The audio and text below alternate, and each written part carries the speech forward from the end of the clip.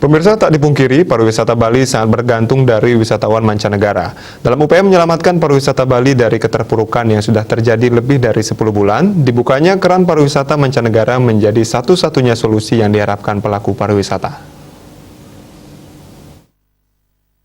Pelaku pariwisata Iwayan Sumandio mengatakan harapannya hanya satu dan menjadi harapan pelaku pariwisata lainnya, yaitu segera buka kedatangan internasional khususnya wisatawan. Bali bukan hanya akan bisa normal dari sisi ekonomi apabila perbatasan dibuka.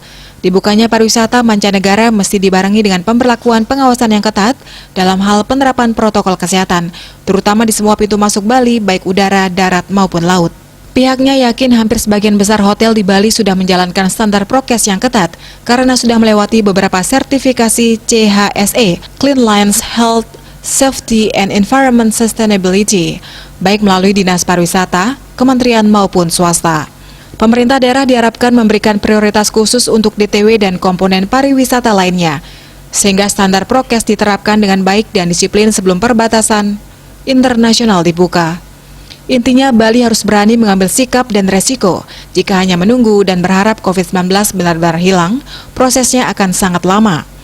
Daripada menunggu, Bali lebih baik mengambil resiko tersebut dengan catatan prokes harus benar-benar diawasi dengan ketat. Menurutnya, kesehatan memang sangat penting dalam menjalankan sebuah proses kehidupan dan berusaha.